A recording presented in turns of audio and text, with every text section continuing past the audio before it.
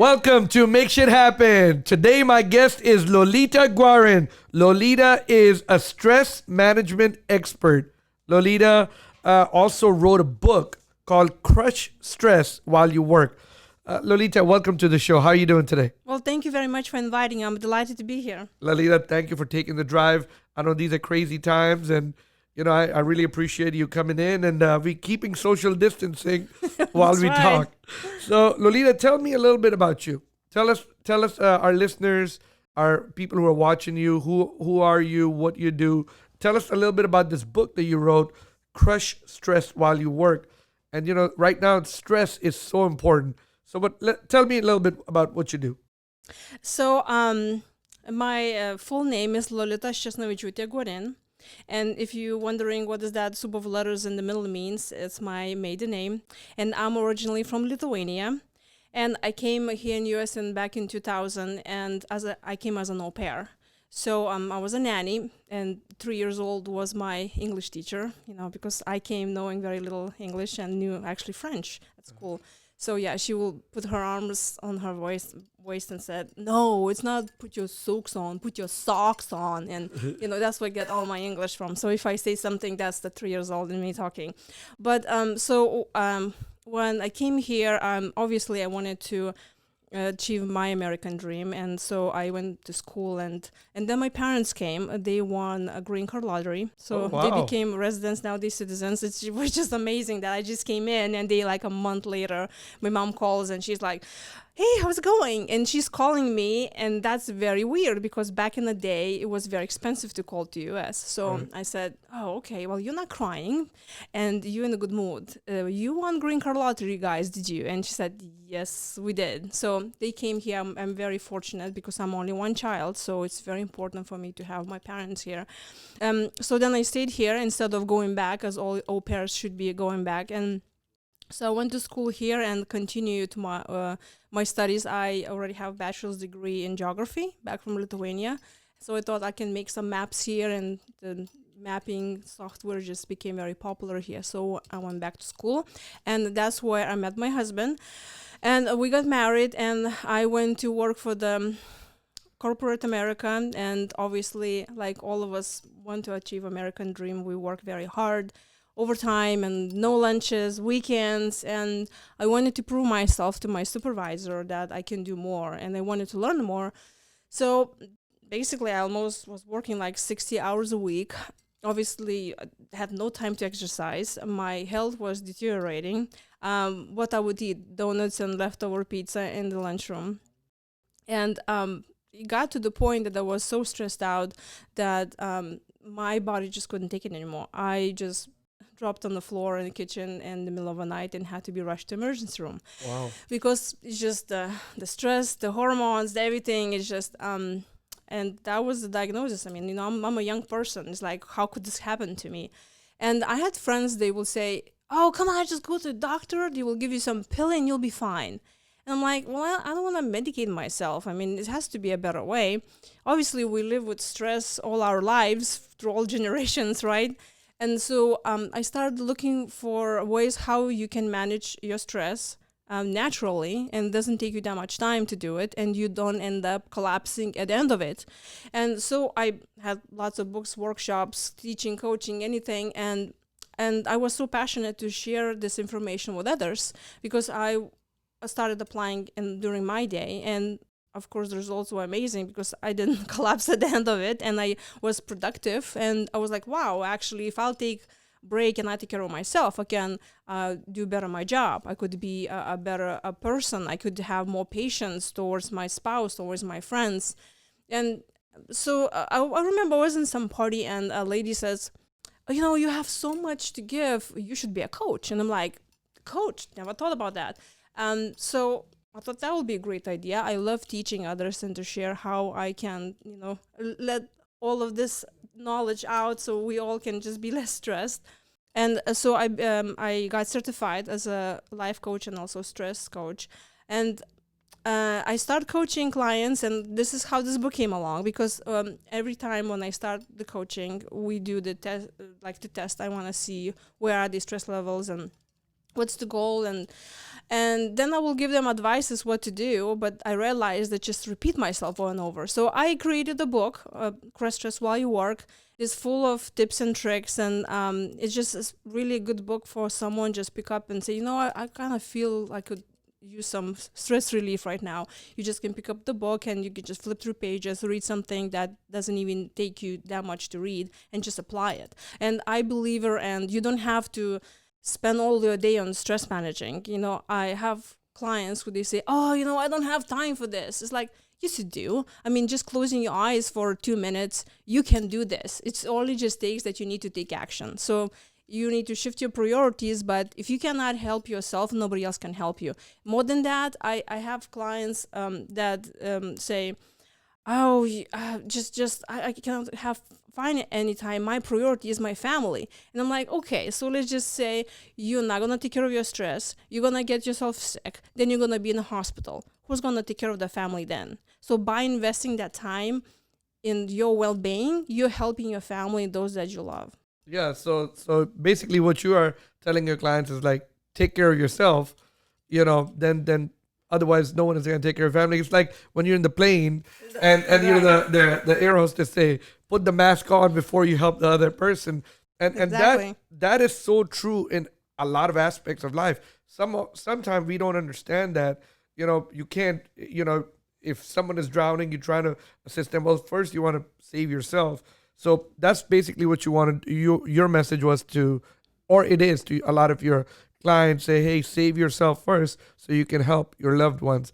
Make sure so that way you don't, collapse on your kitchen floor and stuff Right. like that. Exactly. So what was your thought when you collapsed on the kitchen floor? I mean, what was the afterthought? Like, next day you're in the hospital. What happened? Tell me a little bit about that too. Well, first of all, I thought how this could happen to me.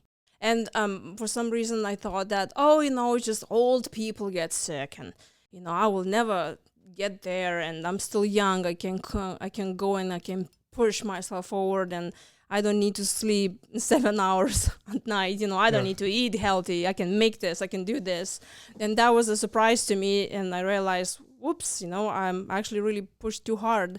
But that was a serious wake up call when I thought, wow, if I'm gonna continue going like this, I'm just not gonna go for long. Yeah. And I looked, and obviously because I was so stressed, I was really like losing my patience, and we had a relationship issues with my husband because I was just so stressed out, and it's just an explosive. And so like that's not the place I want to be. I want to be healthy. I want to have a happy marriage. I want to take care of my family. I want to take care of my friends, and I need to do something and very quick. And so, Lolita, we see this all over, right? People are, severely stressed at work. They come home, they take the stress, they take their frustration out on their partners, on their kids. What do you think about them? And then how do people who are listening, if everybody's thinking, hey, listen, everyone has stress. Okay, I have stress. Angel who's recording has stress. People who are listening to us right now, they all have stress. Can you share something with us that maybe like a simple tip that it will relieve our stress right away, or maybe an exercise? Yes, I actually have quite a few exercises that you can do. And first of all, we need to just stop. We just go, go, go, go. And especially right now, we are so consumed with any news about the virus, and we just everywhere you look on social media, everything is saturated. So we need to first of all just kind of like stop and think only where you are right now and take your day by day. Because we are anxious, we will gonna make other people anxious, and we will pick up that stress from somebody else. So the first thing is just to stop and really just breathe in, breathe out. And I want to say a few things about the breathing exercises. I've heard so many different breathing exercises that are, oh my gosh, you can breathe in and count to 5, then you hold, then you release, then no, you need to count till 8, then you count till 10.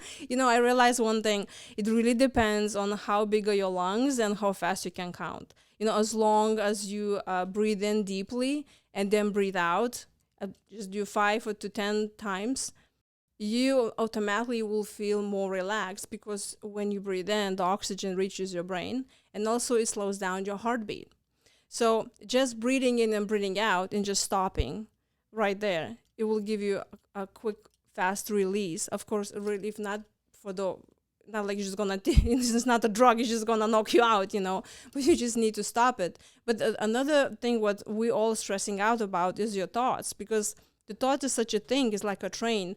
You hear something, let's say from social media or from the news, and say, oh, we have 1,000 more infected, and you immediately start thinking, oh, what's going to happen next? And then this is where you need to stop, because if you're going to continue thinking, it's just like a train. It's just going to take you over the cliff.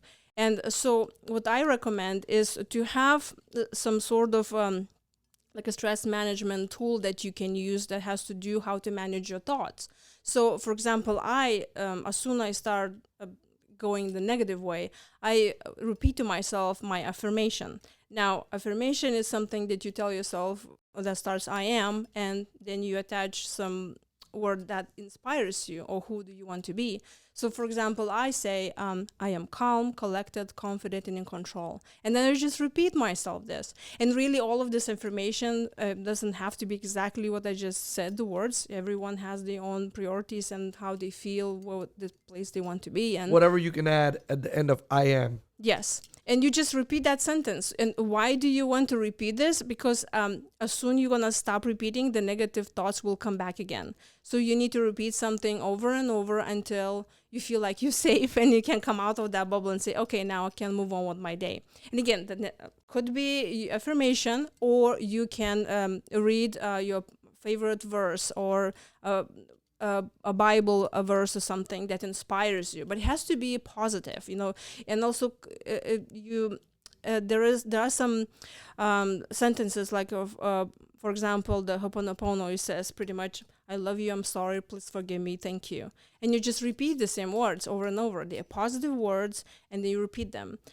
So one thing is, when you're repeating those words, also, if you can, and we definitely can, it's important to incorporate the physical touch.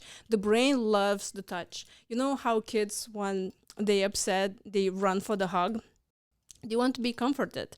Well, when we grow up as an adults, we feel like, well, I cannot touch anyone now. I'm not going to run to my coworker and say, hey, give me a hug, right?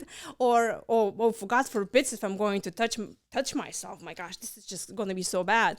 But if you don't feel like, you don't want to show everyone that now you need a hug, you just can touch your neck and just massage your neck, and that's already touching your body, and your brain is already reacting and calming down. Or you can massage your hands, your fingers, for example, and that's also good if you work all day at the computer, and so you have to stop and take care of your hands as well. So while you're taking care of those fingers physically, your brain also getting happier. So when you get into a place where you feel that stress will make you more anxious, just tell yourself the positive sentence, and you just massage your neck or your hand, or just stroke your arms or something that kind of gives you a physical touch. And I have people ask me, well, how long I should do this? Well, you need to do this until it helps you. But I would not think that you will need to do this for half an hour. I mean, within a few minutes, you will see the difference already. And if you will do this multiple times, your brain will know, oh, this is the stress management tool that I'm going to use. So you will get to the point when, let's say, you sit in traffic and then you get stressed out about the person that comes in front of you, and you will start breathing in deeply and already you're repeating the affirmation to yourself, because it will become something that you just can reach in, grab what you needed, get yourself better, get yourself on track, and continue with your day. It doesn't have to take hours. All right. So right now, because with the coronavirus going on, there's a lot of people that are consumed with social media, and a lot of people are glued in front of the news. And, it's just like if me and you were walking, okay, and we see a newspaper and it says it's going to be sunny and the weather is going to be great, we're probably not going to pick up the newspaper. But if it says storms coming and, brace for shelter, me and you probably, one of us will probably pick up the newspaper because, we want to read the bad news. And right now, and media knows that. Right. People are attracted to bad news. And that's why people are glued in front of the TV. Now, is the media doing, something that is bad? Well, they want to make money. They want to get their doors open, keep their doors open. But, people are getting social anxiety. Sitting at home, you can't go nowhere. You glued to the TV. You glued in front. You have your phone in your hand. How can someone? I mean, do you have any tips of how we can deal with this social anxiety? Because social anxiety causes stress, Right. or anxiety causes stress, right? And anxiety causes fear. Fear causes stress. So tell me, what do you think about that, and how will you? Do you have any tips how people can deal with that? Yes. So, first of all, all the news are going to be there anyway. It all depends on your attitude. So, if someone is really stressing out, you need to ask yourself, okay, how is my today changed since yesterday? Well, we now and sitting at home kind of thing for a week or so now, and every day is not much really changing. And then you need to ask yourself, am I really in danger this moment? Seriously, is there like, a tiger waiting and he's gonna catch you now? Most of the time, we are not really in real danger any moment. So then you need to remember what the day yesterday looked like. Well, it looked the same as today. Well, and nothing bad happened to you. So you're just gonna carry on. Also, I'm inviting everyone to take a piece of paper and write it down. Yes, can you believe it? Writing down. Actually, our brain works better when you're writing things down and relaxes more. So just think about all of those, you know, those stories from all of your life, all of those experiences that you had when you were in the situation when you were very afraid and you were so scared what's going to happen to you tomorrow. You were maybe thinking you're going to lose a job. And then you write it down. What really happened at the end of it? You need to remember all of those times that you thought that the worst will happen, but it did not happen. Because we have plenty of those stories. We personally go through them, and there are plenty of stories that we don't know what will happen next, like getting in a new relationship. Well, you don't know, there's unknown. Or you're starting a new venture. Well, you don't know how that's going to happen, and it's scary. And so you need to write it down, that list. And you need, to come up with the most stories as possible. When you thought you're getting a bad health diagnosis, but you didn't, all was fine. Or you heard, you thought that your kid was hurt somewhere on the road because they didn't respond to your call, but then turned out that they just didn't hear the call.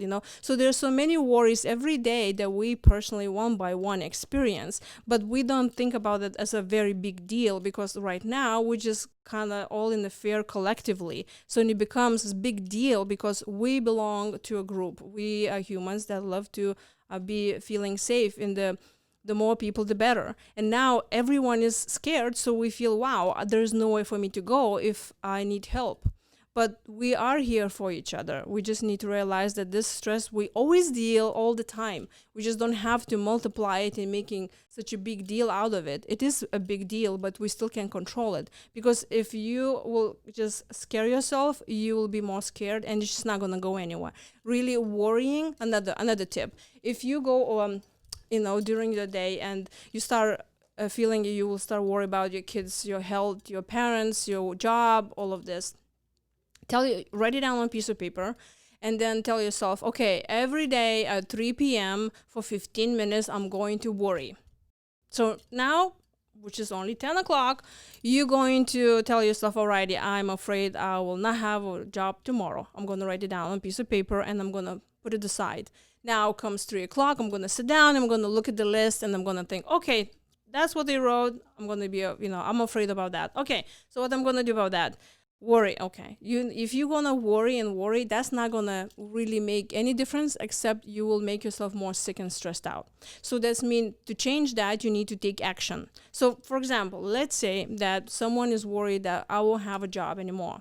Mm-hmm. Okay, so what is next thing to do? I asking again, take out a piece of paper and brainstorm what is the worst thing that can happen.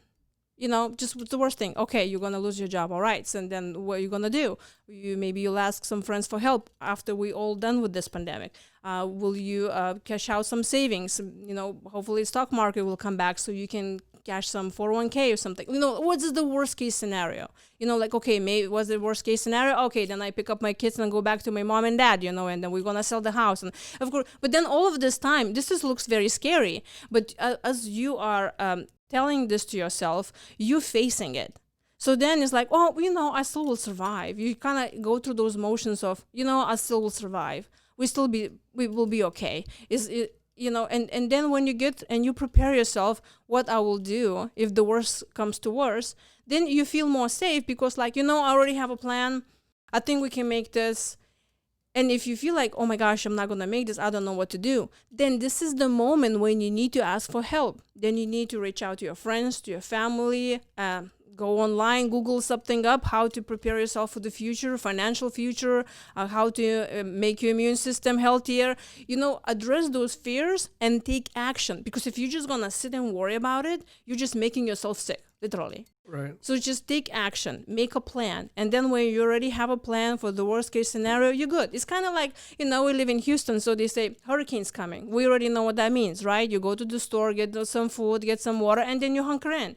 Nobody prepares for a pandemic, right? That's why it's so scary.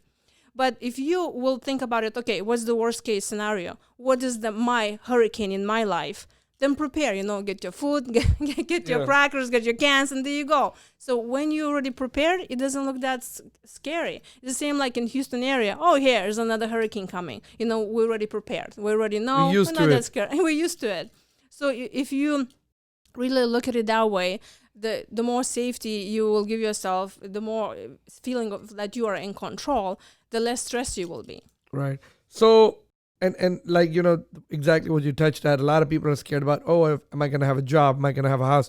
And I mean, so that's a very good, way. Write it down. What's the worst that can happen and prepare yourself. I love that tip. Is there anything else that you would tell people, especially nowadays, husband, the couples are at home. And I just saw yesterday the chief of police was saying there's more domestic violence going on now because they're all cooped up all in one places. And what do you think about that? And I mean, what advice will you give couples about dealing with stress? Because a lot of them are stressed. And when we stress, we fight or we argue or we bicker about little things that might not mean anything, but you're right in front of each other.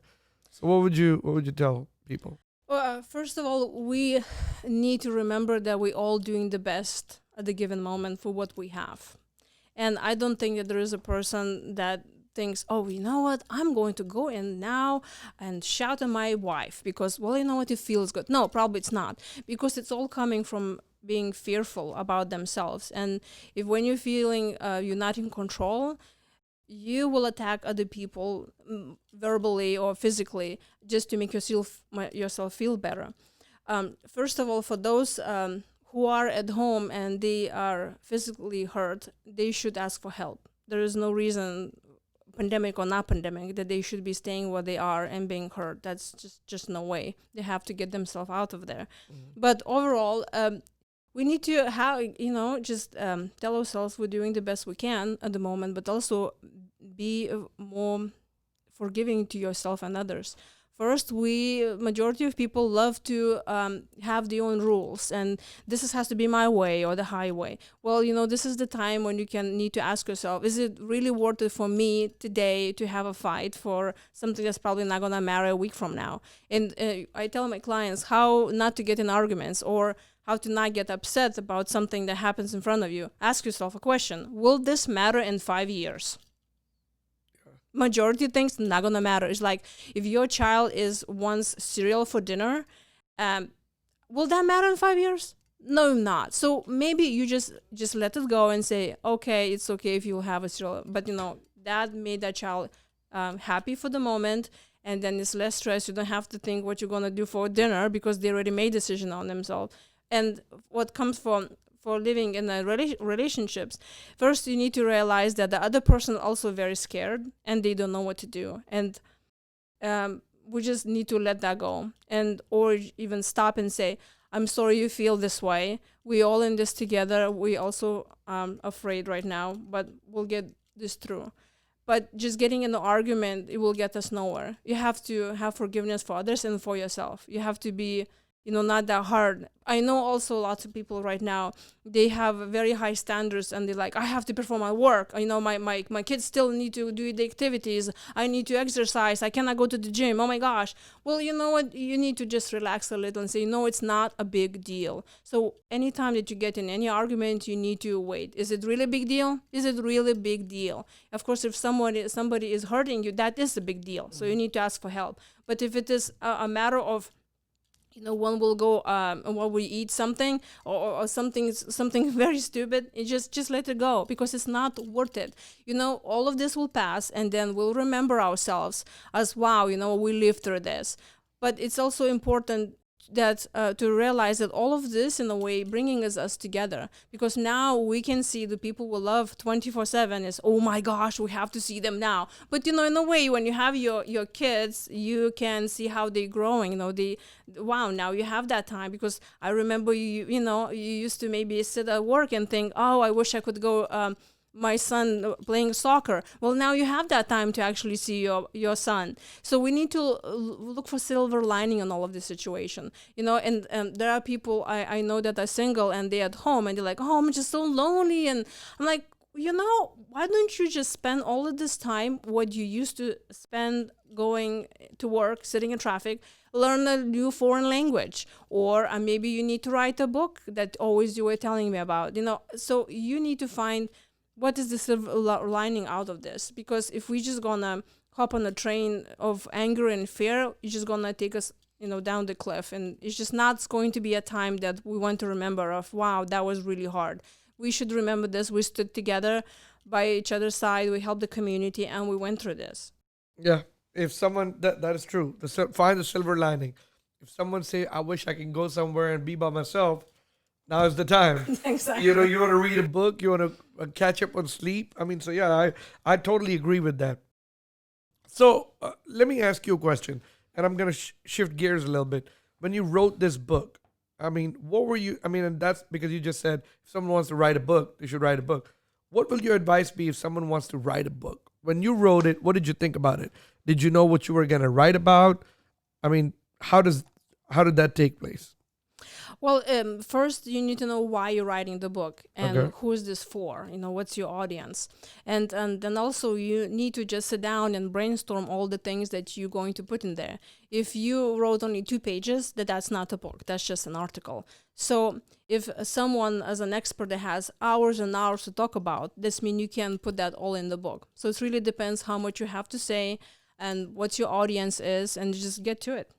Just get to it, right? Yeah, you have to do it, because you have to show up every day. You need to tell yourself, I'm going to do this every day for no matter what, even if I have nothing to say and nothing to write, I'm just going to show up and do it. And it takes commitment. But even if you do one step at a time with anything, not just writing a book, you'll achieve what you want. So Lolita, you're at home probably right now, self-quarantining a lot with you and your husband. And so how's that going? Well, we're sitting in separate rooms and working away. Really, I am working right now on my online course that will be specifically targeted to those who are right now quarantined, and I will talk about the basics of stress management. And again, it's going to be fully just tips and tricks how to manage stress. Then there will be a part about how to manage your kids, how to manage stress when you're dealing with the kids, how to manage stress while you're working at home, and manage stress, how to do with your coworkers and with other people that we right now all separated, and how to deal with that. So I am very busy. Then I have all videos already that I have to shoot, and my goal is to finish this week. So I had no weekend at all. Was just writing and doing videos, and I'm busy. You're busy. So now let me, you brought this, stress from working from home. Most of the population right now is working from home. Okay. And when you're working in an office, you're just not, you have people you can talk to, you have adult conversation you can have, you can, you have water cooler talks, you can run to the, break room back and forth, go to the restroom.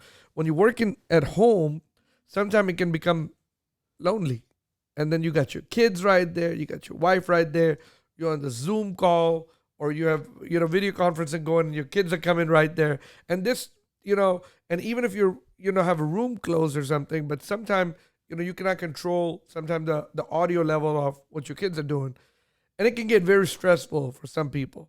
And I'm sure a lot of people who are listening to this are experiencing this or have experienced it.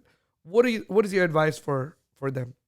First of all, we all need to remember we're all in this together. So just because you have a video call with someone, with a coworker, and your kid comes in and starts saying, daddy, daddy, daddy, daddy, pick me up, don't get angry at that. Just pick up your son and give him a hug and say, okay, off you go. Remember that other person that you're actually talking with, they're going through the same thing. We need to be, again, more forgiving. And we say, you know what, it's not a big deal if the kid comes in. You have to take this with, well, it's okay. What happens, that happens. We get through this. But also routine is very important. I noticed I know some company owners that I have still clients, and they telling me, I don't know, all my coworkers, my employees at work, but they at home and they're probably not working when these should be. And then I have the other side where they have employees, and they telling me, my gosh, I just sit down at 8 o'clock in the morning and I just was working, and I realized it's dark. I need to go make dinner, because somehow there are people who think, others not doing their job at work. But those who sit at work, it's very easy to just continue working, because there is no another coworker that actually says, hey, bye, see you tomorrow. I'm sure you have so much business going on, and there are many days that you sit at your desk at work and another coworker goes and say, bye, see you tomorrow, and that's a cue for you, like, it's 5 o'clock, I need to go home. Yeah. And then you shut down and you go home. Well, here, there is no another coworker that reminds you that, it's time to go home or time to have lunch. Of course, if you have other people in your house and they say, hey, it's time for you to eat. I think the majority of people right now who are working from home, they feeling guilty that they're at home. They stressing out that, I'm not going to perform well enough. And that's why they are upset whenever somebody else comes into a room and disrupts them, because they're like, I'm trying to do here my job. So there is just kind of putting aside, just talking about the differences between men and women, how they manage stress. For the man, the job is the number one thing. For the women, the family is the number one thing. So right now what we have is a man who is at home and he needs to perform very well. That's why it's very difficult for him to manage all the family needs, and he has to make sure that his wife is happy and the kids are happy, and then he has to manage his work, because this is too much for a man to manage. But you also need to understand that it's okay if somebody have emotion. It's okay. All you need to do is just give them a hug and tell them that everything will be okay. That's all it is. When women is stressed, they need to hear that. They need to have a physical touch, or just give them a hug, let them talk. Okay, women like talking, but it doesn't mean that the man needs to really answer or fix the issue. Men are very action-oriented. Men like to approach all the problems with the action steps and solutions. Women like to just vent. So if the man just listen to the woman and say, oh, I see how you're feeling. I'm sorry you feel this way. And just give them a hug and say, honey, we will go through this. Don't worry about it. You're doing an awesome job. You're a wonderful mother and a wife. We'll get through this together. And that's all will be done. And all of the support that the woman will need. But in return, the women need to understand, for the man, it's very important to keep the job and be productive and perform well, especially when they don't see the boss, they don't see the coworkers, and they feel alone. And like, wow, I know I'm only one soldier on the battle. So the women need to understand, we need to give them time away, and we need to leave them alone so they do what they need to do. And because the man thinks they take care of the family by working. So if we could understand the differences, how we manage stress, and we'll give to each other what we need, it will be so less stress, and we will, no bickering about simple things. But it's forgiveness. We need to know that the other person doing the best. It's like, they're trying their best, so may as well just, Yeah, that's a great advice. I mean, especially, how women should cope with men on this thing, because right now a lot of men are sitting at home and working, but their wives have a honey-do list ready for them. Change this, do this, do this. Also, it's 2020, and we have a different lifestyle. Everybody has a different lifestyle. We have social, we just don't go home, work to home and stay at home, and and then back to work again. A lot of people like socialize. They go out, restaurants, bars, social clubs, golfing, doing a lot of stuff. And we are now restricted. We can't do none of that. You can't go to a bar, have a drink. You can't go to a restaurant. You can't even sit at a restaurant. I mean, because all the restaurants are closed. And I mean, people are really feeling anxiety because of all that. I mean, they're feeling trapped, Yes. in their homes. And that causes fear at the same Yes. time. What do you think about something like that? Well, I heard some parents said, "Oh my God, this is the end of the world," and they said, "This is not the end of the world because we have internet now. Turn off internet, that will be the end of the world." But because we have technology, we can be connected with anyone from anywhere. So, what comes to, let's say, team building in any work environment, we used to have meetings. Now we can have virtual meetings. There's nothing wrong with just having a video call with your boss, with your coworkers, or having a virtual happy hour, or having a virtual meeting. And no matter what, if there is somebody coming and interrupting, that's okay, because we're all at home and we're facing the same thing. Now, if someone, for example, they work from home and they don't really don't have anyone at home, somebody's single and they have their own business and now they cannot go anywhere, I will recommend them to write a list of people. Just kind of look on your phone, on your social media, and first of all, take out and unfollow all of those people that are spreading the fear and are being not supportive, because you really don't need those people in your life to begin with anyway. You need to reach out to those people who are uplifting. They support you, they listen to you. So you need to write a list, and next to each person write, is that your friend? For what? Are they good on listening to you and giving good advice? If you're a parent, write it down the list of other parents and say, okay, this Mary next door is a really good cook, and I'm sure I can call her up and she can give me some recipe, what lunch I can do for my kid today. Or you call your friend and say, let's make a video conference every few days to check on each other. And the beauty about this, that when you do a video and you see the other person, your brain immediately feels better because you feel like you actually saw them, right? So the more video conferencing you do, the better. But of course, it can be that if you belong to multiple groups, everybody is going to do video calls, and then you're pretty much doing nothing except just sitting in meetings. Yeah. So you need to prioritize, and you need to say, okay, I'll have one video call per day, or two, and that's it. Of course, you have to make sure that it's not, like how much time do you have per day and how long you can talk through that. But it's very important to see the other people outside of your household.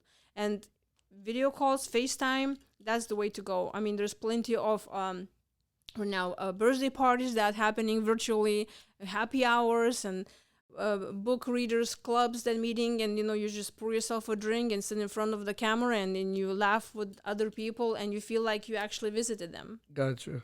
So, but you said even though you can virtually meet, some of us like that touch, like you said, a hug and stuff. And I mean, I've seen it on Facebook and social media. Can't wait to hug my friends and family and stuff. What about those people? Well, if you cannot get the soothing from somebody else, you have to give yourself a rub, then you just have like to, the one you were talking about, exactly. yeah. Yes, you just brush your hands and you massage your fingers, and then you rub your neck and take a bath, and it's just having a physical touch. That's already enough, because your brain doesn't know really who's touching you anyway. So to recap, you taught us a couple of exercises. Number one, breathe in, breathe out. Breathing is really important. Okay, and then you said touch yourself. Okay, and then the other one you said make a list of with the affirmation.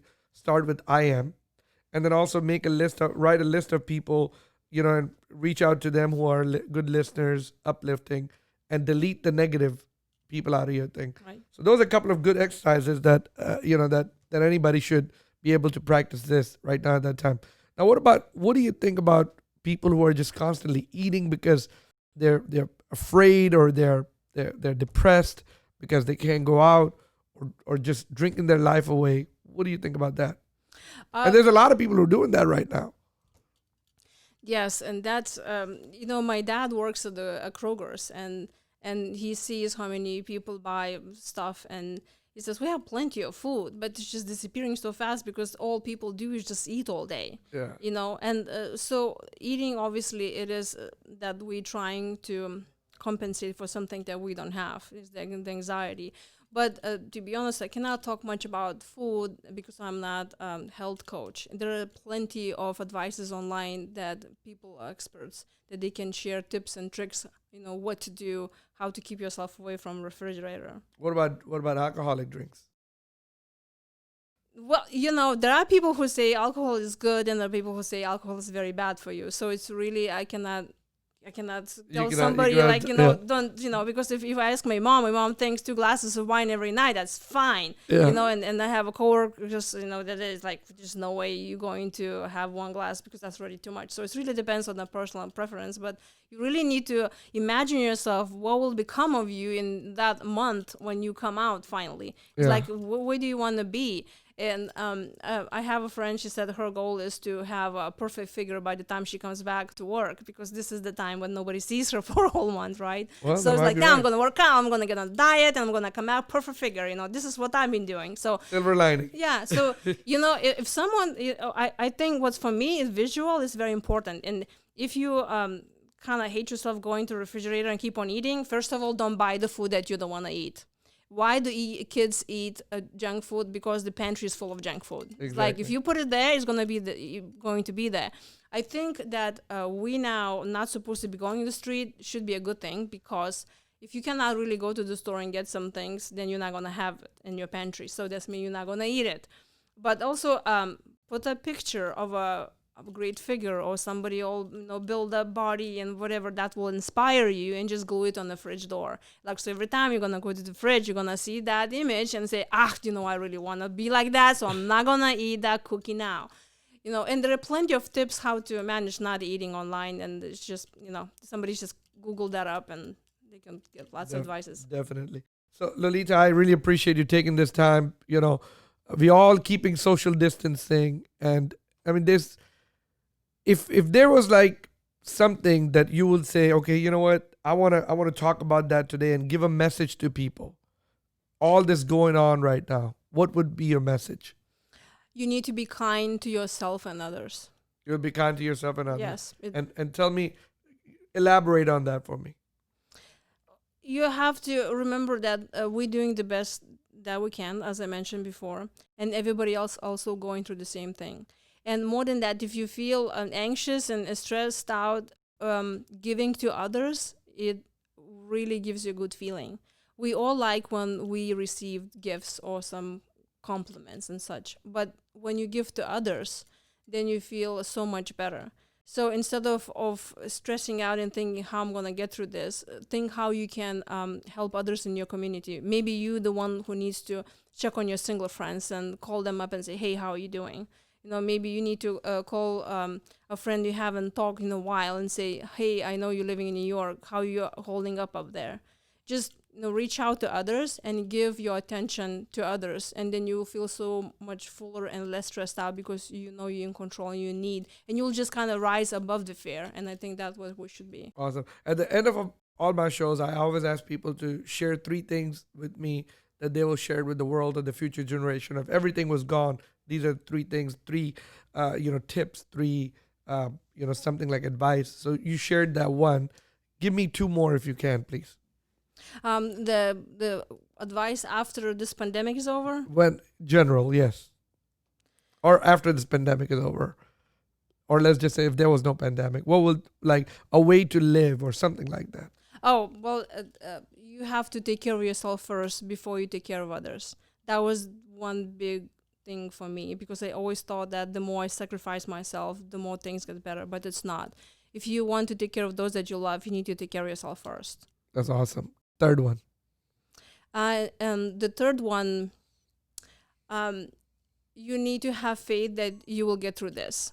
No matter how bad things will get, you will get through this. You have to have faith in yourself that you can do it, because if you're up to the point where you are right now, you can go on.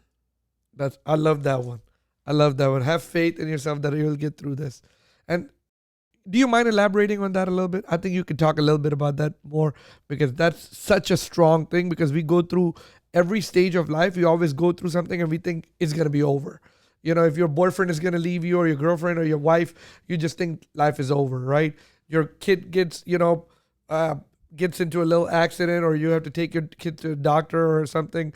You think like, oh my God, life is over. Sky's falling down. Your boss gets mad at you, think life is over. So that's so strong in every aspect of life that you'll get through this. Tell me, what are your feelings about that, if you don't mind elaborating that?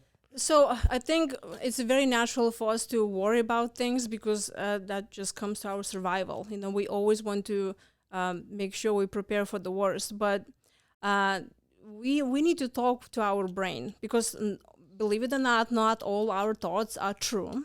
We talk ourselves into all kinds of things that are not true. So first you need to remember that you have to talk to your brain and prove it wrong. So I will recommend making another list of really writing down all of your achievements in all your life up to today.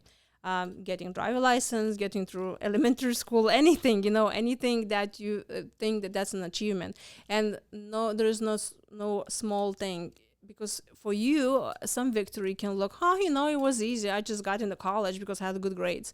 But there are people don't get into college. So you need to make a list of all of your victories, big and small. And then when you feel like you're not going to get through this, you need to read that list. You need to say, you know what? If I went through this and I achieved this and this and this, I can achieve more and I can get through this. And like I mentioned before, remember the times that were very hard for you and remember the times that you went through them and you survived, because if you're listening to this podcast, you did it. Yeah. Thank you so much, Lolita. Thank you for coming in. Thanks for sharing your insight. And if someone wants to buy your book, Crush Stress While You Work, where is it available on Amazon? Where is it available at? Yes, it's available on Amazon. Lolita, how can people find you? Can they find you? Where are you at on social media? My website is called Be Amazing You. BeAmazingYou.com. Yes. Okay, so BeAmazingYou.com, and you're on LinkedIn. Yes, and this is my name, Lolita Guarin, on LinkedIn. Lolita Guarin on LinkedIn. Are you on Instagram and Facebook? Yes, same name. Lolita Guarin, yes. on Instagram and Facebook. Yes. So if people find, if people are listening, this will air. So, if people are listening and they want to find you and they want to ask you for some tips, they can always find you on Instagram, LinkedIn, or Facebook at Lolita Guarin, LolitaGuarin, your first and last name, or your website is BeAmazingYou.com. Lolita, thank you for coming in.